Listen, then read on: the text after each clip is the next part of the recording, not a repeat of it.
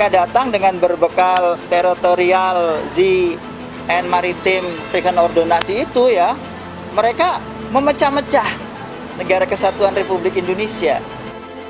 Salah satu keberhasilan kita bisa mereka mengakui kemampuan diplomasi kita untuk mendatangkan mereka secara bersama, dan ini tidak terjadi di latihan multilateral yang lain, baik di blok barat maupun di blok timur.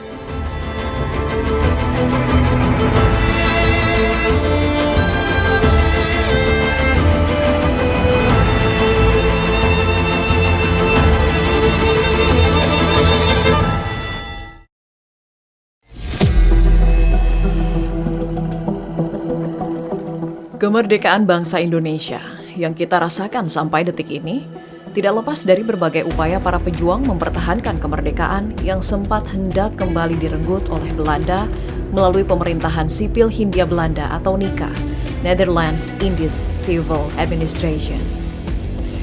Dalam lintasan sejarah, ada dua strategi yang dilakukan untuk mempertahankan kemerdekaan, yakni perang fisik dan diplomasi.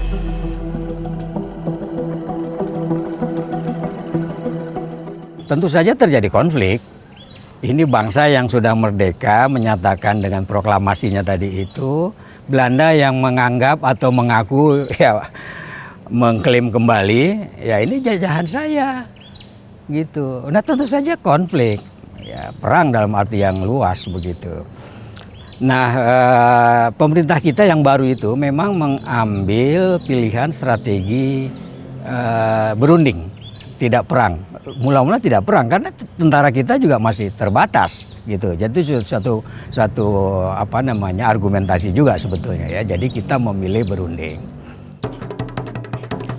Upaya diplomasi menjadi salah satu cara mempertahankan kemerdekaan yang digunakan pada saat itu. Sepanjang masa perang mempertahankan kemerdekaan dari tahun 1946 hingga 1949, setidaknya ada 5 perundingan yang dihasilkan lewat upaya diplomasi. Perjanjian Linggarjati menjadi perundingan pertama pasca proklamasi antara Indonesia dan Belanda yang berlangsung pada tanggal 10 hingga 15 November 1946 di Kabupaten Kuningan, Jawa Barat atau sekitar 60 km dari kota Cirebon. Indonesia saat itu diwakili oleh Perdana Menteri Sultan Syahrir. Sementara pihak Belanda diwakili oleh Willem Schermerhorn, Perdana Menteri Belanda periode 1945 sampai 1946. Ketegangan mulai terjadi ketika Belanda yang tak lagi mempunyai otoritas di Nusantara memaksa masuk ke batas laut Indonesia yang saat itu telah berstatus sebagai negara merdeka dan melanggar ketentuan hukum laut teritorial Sea Maritime Ordinancy TZMKO 1939 yang menyatakan ketetapan wilayah laut Indonesia adalah sejauh 3 mil dari garis pantai yang mengelilingi pulau. Mereka datang dengan berbekal teritorial sea and maritime frequent ordonansi itu ya, mereka memecah-mecah negara kesatuan Republik Indonesia. Dan puncaknya ya ketika terjadi perundingan Linggarjati. Pada peristiwa itu ya, Angkatan Laut Republik Indonesia ALRI ya, yang baru terbentuk ya pada saat itu, selalu mempertahankan eksistensi dari dan menegakkan teritorial Republik Indonesia, di mana pada saat itu para delegasi ya yang datang ke Linggarjati kan melalui laut. Nah, dari batas yang ditentukan itu, di situ tentunya tidak boleh oleh para pejuang, sudah para delegasi biar kami yang mengantar. Anda, ini adalah teritorial kami, Anda tidak boleh masuk ke pelabuhan Cirebon. Makanya ada ketegangan dan kemudian Belanda mengalah ya. Kemudian Belanda itu mengalah dan para delegasi dibawa oleh pasukan ALRI ya. Diketahui kemudian hari, berdasarkan buku Hetsdagboek van Schermerhorn atau buku harian Willem Schermerhorn Ratu Belanda Wilhelmina menyebut, dikawalnya delegasi Belanda oleh Alri ke pesisir Cirebon untuk perundingan Linggarjati, merupakan pengakuan atas teritorial Indonesia yang ingin mereka kembali kuasai kala itu. Ini interpretasi saya jadinya. Sudah ada gerilya di laut kalau begitu. Mendahului gerilya darat. Nah, gitulah. Jadi kalau mau kita angkat, pertama kali Belanda mengakui kedaulatan Republik Indonesia itu justru di laut. Sikap Alri yang menentang masuknya kapal Belanda di wilayah kedaulatan Indonesia ini membuat Belanda geram hingga melancarkan aksi militer dengan menyerang Laut Cirebon 2 bulan setelah perjanjian Linggarjati dilaksanakan, yakni pada 5 Januari 1947 yang menewaskan Letu Anumerta Samadikun bersamaan dengan tenggelamnya kapal yang mengawal kapal Belanda saat memasuki teritorial Indonesia KRI Gajah Mada 408. Tindakan ini membuat dendam tentara Angkatan Laut Belanda, sehingga mereka sering membuat provokasi di antara perbatasan 3 mil itu. Kapal Gajah Mada itu kapal kayu, kapal dagang yang tidak begitu besar, yang dimodifikasi menjadi kapal perang. Sedangkan kapal Belandanya itu kapal perang beneran yang besar. Itu tidak seimbang. Tapi jiwa semangat juang bahari mereka membara ketika NKRI terancam. Mereka mempertahankan wilayah Laut Cirebon dengan sekuat tenaga, meskipun ya kalah dalam peperangan, mereka gugur ya. Letnan 1 Samadikun gugur beserta pasukannya dan kapal Gajah Mada pun tenggelam. Namun nilainya bagi kita itulah dharma bakti bahariawan Indonesia dalam menegakkan eksistensi Negara Kesatuan Republik Indonesia. Peristiwa yang kelak dikenal sebagai diplomasi Laut Cirebon ini menjadi tonggak peristiwa diplomasi maritim pertama yang dilakukan untuk menjaga kedaulatan Indonesia. Selain menjadi saksi sejarah peristiwa diplomasi maritim pertama, dalam catatan sejarah, perairan Cirebon yang merupakan salah satu bandar di pesisir utara Pulau Jawa juga berperan penting dalam jalur perdagangan dunia atau yang dikenal dengan jalur sutra.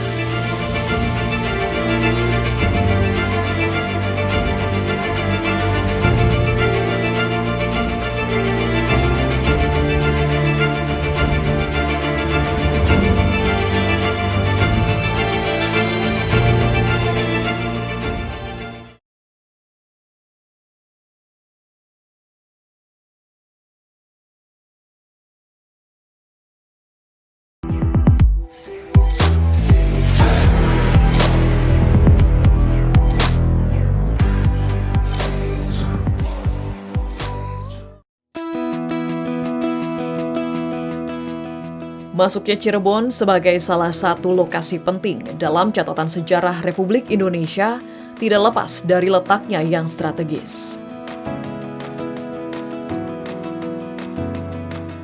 Masuk dalam jalur sutra, Cirebon menjadi salah satu primadona untuk kegiatan niaga. Faktor alam seperti letaknya di teluk dengan ombak yang tidak begitu besar dan kanal-kanal yang mengalir sampai ke lereng Gunung Ciremai membuat Cirebon menjadi salah satu titik yang mempertemukan berbagai kebudayaan. Banyak pendatang yang datang dari Cirebon, ya. Selain Cirebon itu juga secara budaya merupakan perbatasan kutub budaya waktu itu, yaitu budaya Sunda dengan kerajaannya Pajajaran di barat dan budaya Jawa, yaitu dengan kerajaannya Majapahit di timur, dan Cirebon itu adalah tengah-tengahnya. Cirebon adalah sebagai perbatasan itu menyatukan sebagai melting pot dari budaya lokal Jawa dan Sunda. Kemudian datang juga pendatang-pendatang dari Arab, dari Cina, sehingga di Cirebon terjadi silang budaya.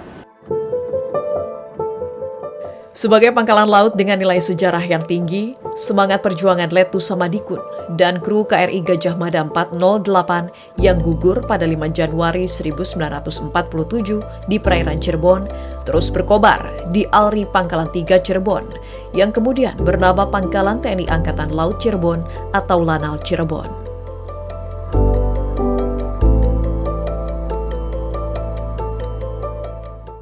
Pangkalan TNI Angkatan Laut di Cirebon pada saat itu tugasnya adalah sebenarnya kita mendeploy kekuatan berpatroli di pantai utara Jawa ini khususnya daerah Cirebon untuk bersifat mempertahankan kemerdekaan. Karena semua pada saat itu perjanjian dan perundingan dilaksanakan di daerah Cirebon, Kuningan, dan sebagainya. Kemudian kita juga bertugas mendeklarasikan kemerdekaan kita melalui kekuatan Angkatan Laut yang kita punya pada saat itu. Pada saat itu kekuatan angkatan laut kita belum sebesar sekarang, namun kita sudah berani untuk mendeklarasikan dengan menggunakan kapal-kapal armada yang dimiliki oleh Angkatan Laut Cirebon.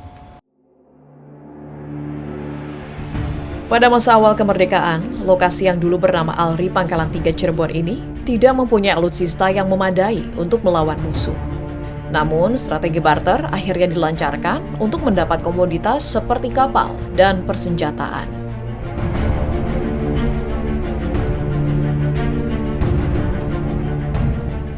Jakarta sudah dikuasai dari tahun 46 sampai Juli 47 itu laut-laut yang ada di perbatasan itu diblokade oleh Belanda. Tapi pasukan ALRI Cirebon bisa menerobos blokade tersebut ya, sehingga bisa mencapai Sumatera, bisa mencapai Singapura dengan menyelundupkan komoditas kita seperti gula yang kemudian ditukar dengan armada untuk pertahanan kita. Di antaranya yaitu salah satunya itu adalah kapal KRI Gajah Mada. Melanjutkan jejak historis yang telah terukir, kini Lanal Cirebon memiliki serangkaian alutsista modern untuk melaksanakan tugasnya menjaga wilayah perairan Indonesia. Seperti memastikan terjaganya kondusivitas di wilayah alur laut Kepulauan Indonesia atau ALKI yang dilalui kapal asing dan melaksanakan pembinaan potensi maritim yang menjadi kekuatan wilayah keamanan laut.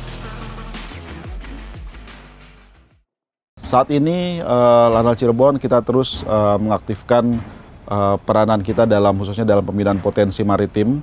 Kemudian kita juga menjalin komunikasi dengan Forkopimda, kemudian dengan seluruh pelaku industri jasa maritim, kemudian dengan komunitas nelayan, kemudian kita menggunakan mereka sebagai aset tentunya. Semua itu tentunya tidak lepas dari peranan diplomasi yang kita punya.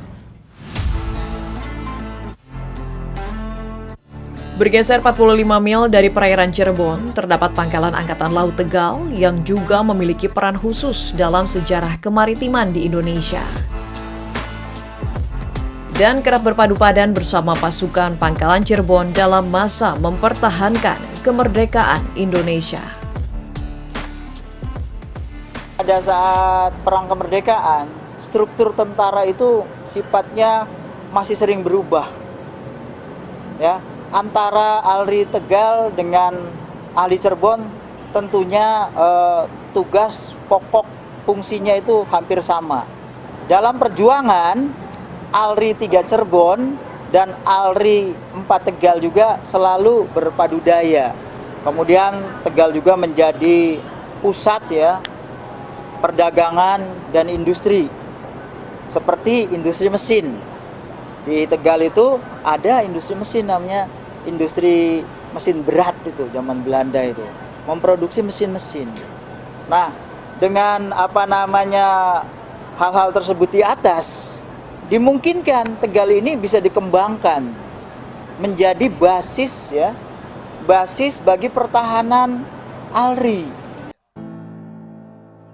Posisinya yang strategis dalam peta maritim Indonesia membuat Pangkalan Laut Tegal dijadikan pusat pendidikan Angkatan Laut yang melahirkan beberapa tokoh penting seperti pahlawan nasional Yosudarso dan Ali Sadikin. Dalam hal ini perkapalan dan permesinan, Tegal itu sudah punya pabrik sejak zaman kolonial Hindia Belanda, yaitu pabrik berat itu.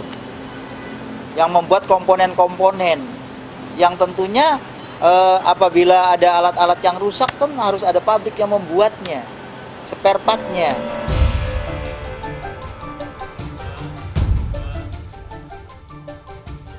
Saat ini Pangkalan Angkatan Laut Tegal terus menjalankan tugasnya menjaga perairan Indonesia.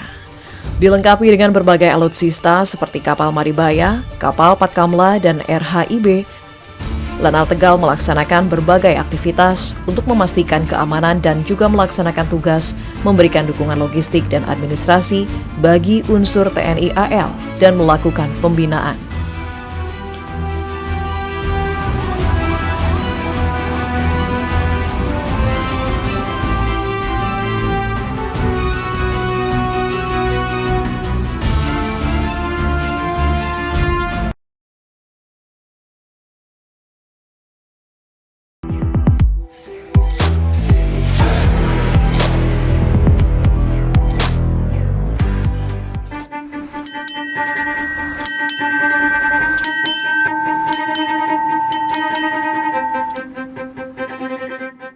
Keberhasilan diplomasi maritim di Laut Cirebon jelang perundingan Linggarjati pada 1946 merupakan langkah awal TNI AL dalam pelaksanaan langkah diplomasi untuk mewujudkan kepentingan Indonesia di berbagai kesempatan.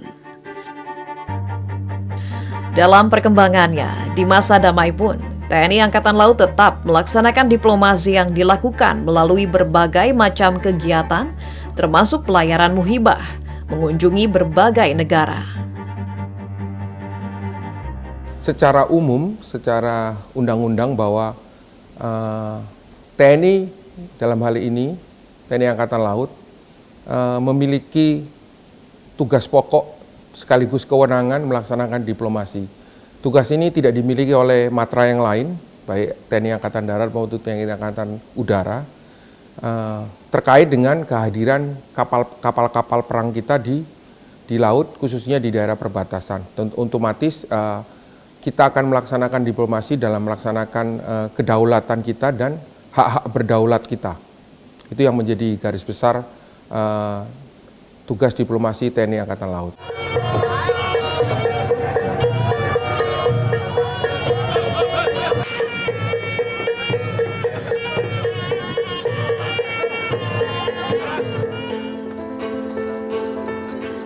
Berbagai macam diplomasi laut dilaksanakan untuk memperkokoh nama Indonesia di kancah internasional melalui berbagai kegiatan pelayaran, seperti ekspedisi kapal Dewa Ruci yang singgah di pelabuhan di berbagai negara. Dengan operasi bersandi Kartika Jalakrida yang sebenarnya merupakan pelayaran pelatihan bagi teruna di Angkatan Laut, Dewa Ruci berhasil menjadi duta Indonesia memperkenalkan Nusantara sebagai salah satu kekuatan besar di Asia.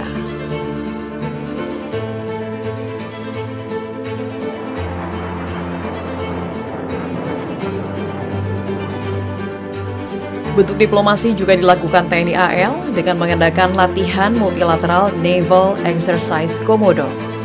Dengan tahun ini Indonesia menjadi tuan rumah untuk beragam negara yang memiliki kepentingan geopolitik berbeda.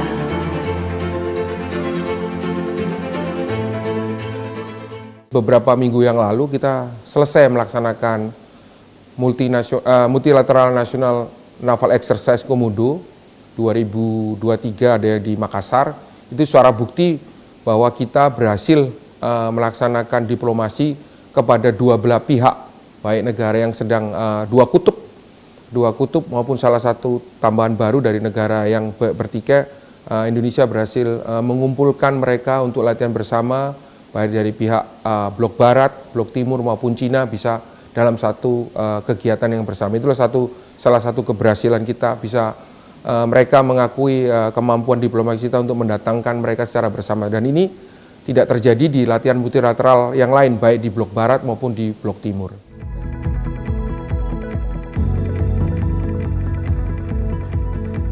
Di kancah internasional, Tentara Nasional Indonesia, di dalamnya terdapat anggota TNI AL, juga terlibat dalam pasukan perdamaian yang ditugaskan ke negara lain dalam naungan Persatuan Bangsa-Bangsa atau PBB. Kontingen Garuda ditugaskan sebagai pasukan penjaga perdamaian PBB ke berbagai penjuru dunia sejak 1957. Saat ini, ada berbagai isu kawasan yang terus diupayakan oleh TNI Angkatan Laut lewat diplomasi maritim. Kecakapan dari setiap personel dibutuhkan untuk mewujudkan kepentingan nasional, khususnya dalam isu strategis di bidang maritim.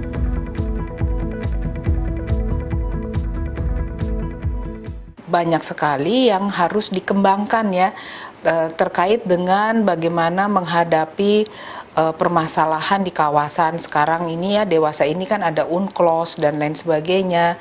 Itu juga tentu bagi pihak yang berhadapan dengan hal tersebut harus menguasai diplomasi pertahanan.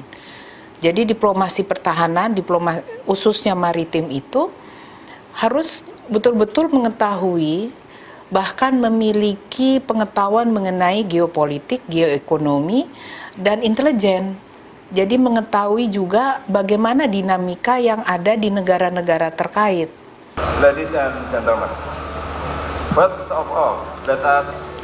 Dalam konteks masa kini, kecakapan bahasa di kalangan perwira TNI AL sangat dibutuhkan untuk mendukung diplomasi pertahanan dalam rangka menjaga kedaulatan NKRI.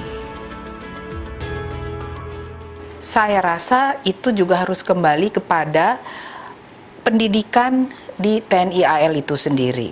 Baik itu di tingkat awal ya di AAL, lalu kemudian di Seskoal, itu sudah harus meningkatkan kemampuan bahasa. Jadi bahasa asing jangan hanya bahasa Inggris saja, harus disiapkan laboratorium bahasa. Sehingga ketika berhadapan dengan perwira-perwira dari negara lain, apalagi yang tidak memiliki kemampuan bahasa Inggris, kita bisa kirim orang yang paham, misalnya berhadapan dengan Angkatan Laut Arab Saudi gitu, yang bisa bahasa Arab, bahasa Prancis, bahasa Jerman, dan lain-lain begitu. Dan satu hal lagi, pengetahuan cybernya juga harus mumpuni, karena diplomasi sekarang ini tidak mungkin bagi seorang perwira bisa mumpuni di bidang diplomasi bila tidak mengetahui dan paham juga terkait dengan perkembangan cyber. Catatan sejarah telah memperlihatkan bagaimana diplomasi laut dilakukan oleh para pendiri bangsa dari masa ke masa, yang hasilnya kita rasakan hingga detik ini. Semua itu dilakukan tidak hanya untuk menjaga kedaulatan Indonesia sebagai bangsa yang meraih kemerdekaannya melalui sebuah proses perjuangan yang panjang, namun juga turut menghidupi apa yang tertulis dalam pembukaan Undang-Undang Dasar 1945 bahwa kemerdekaan adalah hak segala bangsa dan menghapuskan segala bentuk penjajahan di atas dunia.